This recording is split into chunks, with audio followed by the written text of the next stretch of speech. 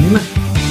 Demi kepentingan keselamatan persekutuan atau mana-mana bahagian di persoalan apa-apa Parlimen perkara boleh meluluskan undang-undang melarang dipersoalkan apa-apa perkara, hak, taraf, kedudukan, keistimewaan, kedaulatan atau prerogatif yang ditetapkan atau dilindungi oleh bahagian peruntukan bahagian 3 perkara 152, 153 dan 181 tadi yang kita dah cerita tadi kan. 3 yang free. So maknanya benda ni dah ada sebenarnya kat dalam ni. Okay, so maknanya kita bebas bercakap, kita bebas bersuara, kita bebas nak meluahkan apa yang kita rasa, tapi ada boundary dia kan. Ada boundary, ada sempadan dia. Okay. Kalau boleh lah, itu tentang perlembagaan, kalau boleh kita bercerita sikit beyond that context,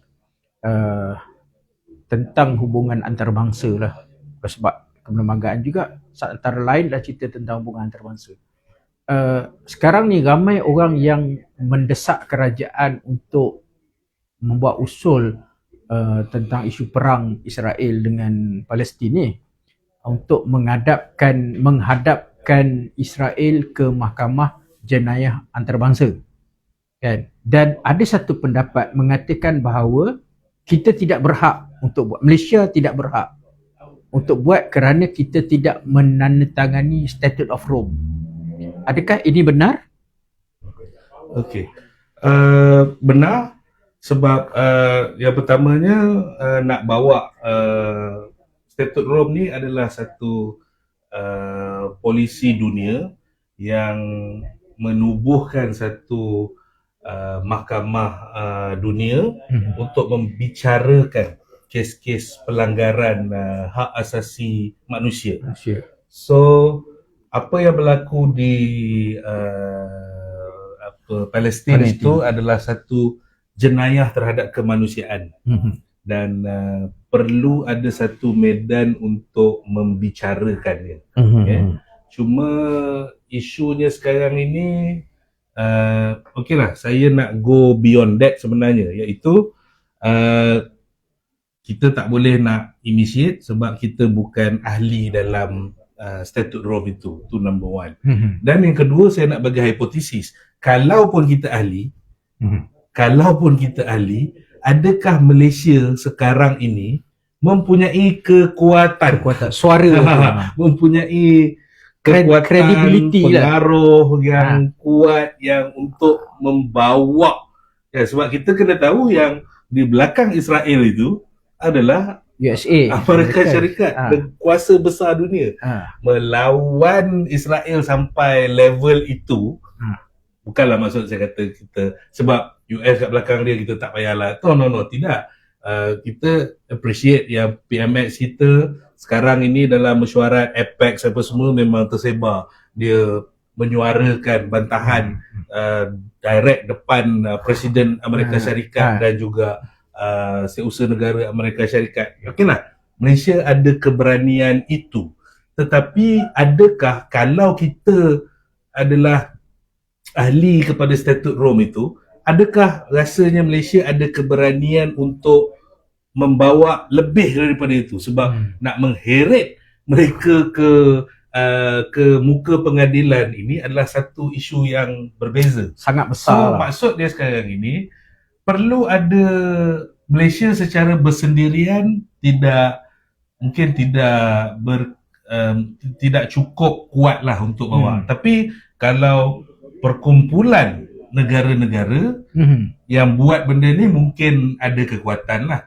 Tapi kita dapat tengok baru-baru ni dalam mesyuarat tergempar OIC, ahli-ahli OIC pun bertelagah, berbeza pandangan. Kesatuan tu tak ada. Jadi ini pun satu isu yang kita kena fikirkan juga. Kadang-kadang berlaku penindasan terhadap negara Islam itu adalah akibat daripada kelemahan orang Islam sendiri. Kita tak bersatu. Musuh tak kuat, tapi kita yang lemah. Ini satu isu lah. Dia sama ada musuh kuat, kita lemah. Ataupun musuh tak kuat mana, tapi kita lagi lemah. Kita lagi lemah. So itu satu angle yang kita kena ambil kira. Kita kena betul-betul tengok. Kena ambil kira. Okay. mungkin masa tak berapa ada sebab saudara Azam pun ada urusan lain lepas ni kan. Ada tiga ceramah perlembagaan seumpama ini yang kena pada malam ini. Jadi saya rasa sebab kita janji sampai 9.30 kat sana kan. Jadi sekarang pun dah 9.30. Saya ada satu soalan terakhir. Okey, kau ada soalan-soalan daripada ni kan, kita panggil ni mana? Kita dengar dulu. Tapi sementara kita nak dengar soalan ni, saya nak tanya. Nak habis dah ni, tapi kau ada soalan-soalan bagus-bagus daripada okey.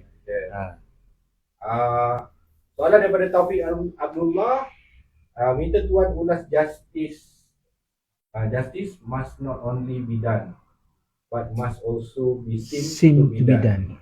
Mahasiswa Sains Admin. Okey. Keadilan ini dia adalah bukan semata-mata seorang yang melakukan jenayah, kamu dihukum penjara, dihukum denda, dihukum sebat, bukan semata-mata itu. Tetapi perasaan kita hidup dalam komuniti yang mempunyai sistem kehakiman yang adil adalah satu perasaan berdasarkan kepada pemerhatian kita, penilaian kita terhadap apa yang telah dilakukan oleh mahkamah kita. So maksud dia sekarang ini bukan semata-mata keadilan itu telah diberikan terhadap mangsa. Contohnya macam kes Rogol. Apabila seorang itu dibicarakan dan dia dihukum penjara sebat dan sebagainya, maka keadilan telah pun dilakukan terhadap mangsa. Mangsa dah dapat pembelaan dia. Yang penjenayah tu telah dihukum penjara apa semua kan. So masyarakat pun melihat apa ada keadilan. Ada tindakan maksudnya siapa yang lepas ni merogol memang akan kena penjara lah kan. Tapi tiba-tiba selepas itu ada pula satu orang kanan politik ni kan, orang kanan politik ni yang tak payah bagi tahu siapalah, dan benda ni pun tak berlaku dekat Malaysia, dia berlaku kat negeri Uganda. So dekat Uganda ada seorang menteri yang merogol anak dara orang juga, yang apabila dihadapkan ke mahkamah Uganda dia lepas. Lepas kan. Orang biasa di Uganda memang kenalah. So apabila keadaan itu berlaku di Uganda, rakyat Uganda telah hilang kepercayaan terhadap sistem keadilan mahkamah Uganda. Jadi kita tak nak keadaan yang sama berlaku di Malaysia. So Malaysia ni setakat ni semua okey kan, kita tengok apa mahkamah kita adil dan sama kan. Jadi kalau percaya juga bangang lah. Tapi itulah maksudnya, keadilan itu bukan hanya perlu dilaksanakan tapi kena dilihat telah dilaksanakan. So maksudnya secara lateralnya kan, sekiranya ada pertikaian tentang tindakan atau keputusan kehakiman ni, bermaksud bahawa ianya is not seen to be done. Yalah. Rakyat yang berada di luar mahkamah akan, dan kebiasaannya kes-kes mahkamah yang diputuskan oleh mahkamah hari-hari ada dilaporkan dalam media, sama ada media rasmi ataupun media sosial, ada dilaporkan. Jadi orang di luar yang membaca berita itu, dia bebaslah buat penilaian ni. Dia ada masing-masing punya persepsi lah. Ada masing-masing punya persepsi kan. Contohnya macam ini kat negara Timbuktu, ada timbalan menteri dia kan, yang dihadapkan dengan 365 pertuduhan rasuah ketika dia pembangkang kan kat Timbuktu.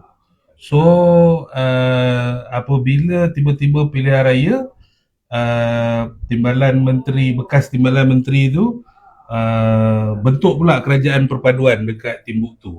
Dan akhirnya kesnya sedang dibicarakan dan telah pun mahkamah dah kata ada prima facie kes dia. So tiba-tiba disebabkan oleh Timbalan Menteri ini, tiba-tiba daripada pembangkang dia menjadi Timbalan Menteri.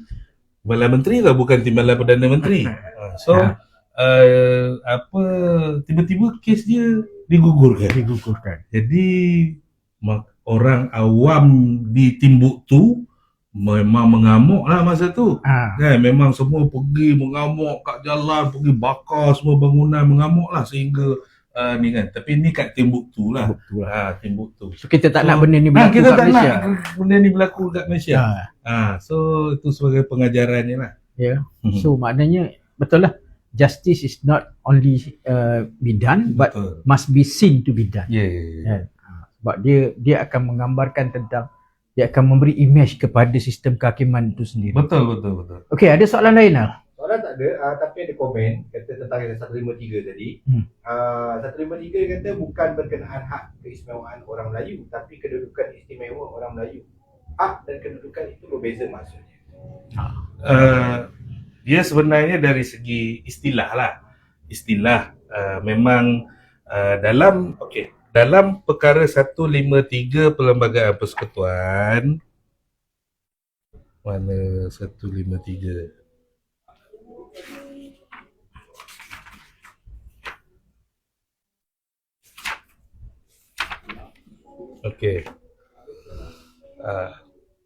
So dia tulis dekat situ, menjadi tanggungjawab Yang di-Pertuan Agong untuk melindungi kedudukan istimewa orang Melayu dan anak negeri Sabah dan Sarawak dan kepentingan sah kaum-kaum yang lain. Sememangnya perkara 153 tidak ada perkataan hak. Sememangnya, betul lah tu, tak ada perkataan hak. Yang ada adalah kedudukan. Tetapi untuk kita orang awam lah, memahami perkara 153 itu, saya dan ramai orang apabila bercakap tentang hak keistimewaan orang Melayu, kita bercakap tentang perkara 153 Perlembagaan Persekutuan. So bahasa jalanan, bahasa pasar, bolehlah, tak ada masalah menggunakan istilah hak itu. Tetapi apabila pergi ke medan rasmi, pergi ke mahkamah dan medan akademia yang rasmi, maka perkataan yang digunakan adalah kedudukan. Sama macam saya di dalam urusan rasmi, mana ada saya pakai Buzir Azam? Khairul Azam. Dalam urusan rasmi saya, mana ada Buzir Azam? Tak ada. Buzir Azam tak wujud di dalam urusan rasmi.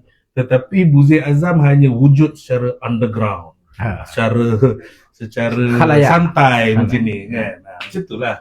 So jangan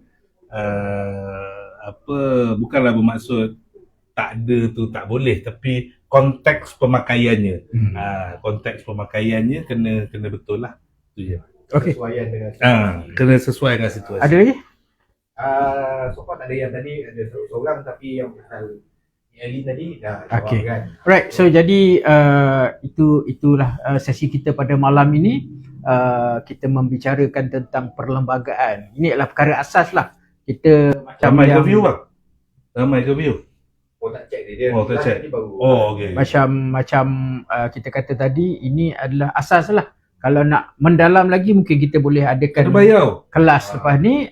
Jadi kita jemput lah, sebab ini kita datangkan khas daripada Kuala Lumpur ni kan. Ni pun dia pun lepas ni nak ada urusan lain, 3 session lagi, dan lepas tu nak terus shoot balik ke Kuala Lumpur. Kita tak tahu bila lagi dia akan ramai peminat dia. Ramai peminat dia kan. Ni popular ni kan. Walaupun saya sebenarnya baru hari ni berjumpa dengan dia ni, tapi saya dah terlalu banyak kan. Kan dah lantik jadi manager saya. Automatik tu kan. Nak jual lagi 176 perkara tu. Saya kata kita kira lah berapa. So kalau dalam bidang perlembagaan, orang cakap Buzir Azam ni adalah, saya tak boleh nak cakap dari segi kelayakan atau apa, tapi saya rasa perkataan yang boleh saya sebut adalah seorang prominent. Prominent ni macam mana kita nak cakap prominent kan? Bahasa jalanan ni mana orang pakar lah. Kan? Pakar rujuk lah kan pasal perlembagaan ni.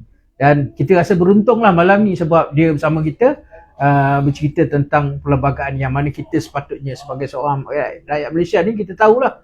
Sebab orang bercakap sana sini perlembagaan itu konstitusi apa semua, tapi bukan semua orang faham. Jadi kita ada sedikit kefahaman pada malam ini dan insyaAllah kalau ada sesi yang lain kita akan bicarakan lagi tentang perlembagaan ini. Okay, so saya kita kat mana? Terima kasih. Kita terima kasih kepada War Room yang telah menaja lokasi kita pada malam ini. Terima kasih.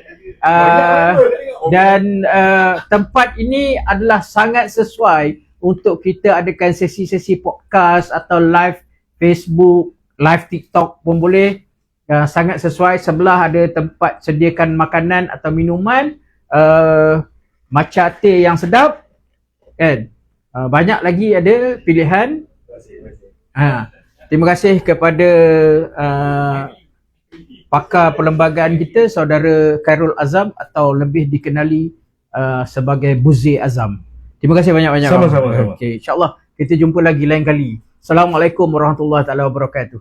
Okay. Assalamualaikum warahmatullahi wabarakatuh. Cantik.